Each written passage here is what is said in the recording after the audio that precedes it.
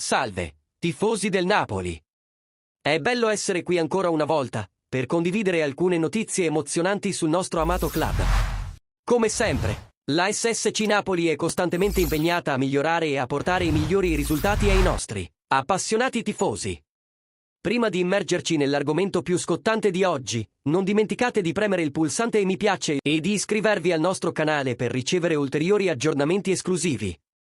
Oggi abbiamo una notizia intrigante sul fronte degli allenatori. Secondo le ultime notizie del nostro collega Ciro Venerato, la scelta del nuovo allenatore del Napoli non è ancora stata fatta, ma ci sono due candidati forti in corsa, Italiano e Pioli.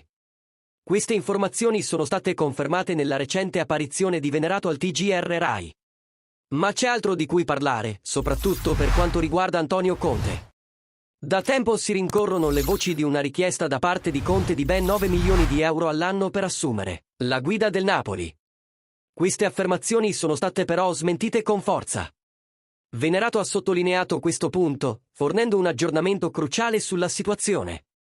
Secondo Venerato, anche se Conte rimane un'opzione più stimolante, le discussioni sulle sue richieste economiche sono state esagerate. La notizia arriva mentre il Napoli si prepara al quinto anno di ritiro a Castel di Sangro, con Italiano o Pioli potenzialmente alla guida. La decisione finale non è ancora stata presa e sembra che il club stia prendendo tempo per valutare attentamente tutte le opzioni. Ora, cari tifosi del Napoli, passiamo la parola a voi. Cosa ne pensate di questi sviluppi?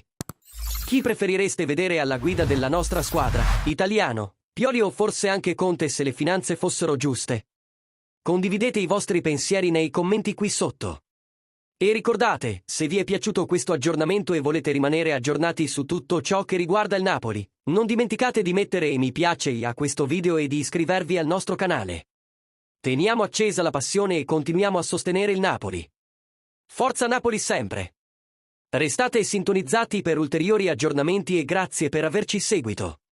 Le vostre opinioni sono importanti per noi e non vediamo l'ora di leggerle.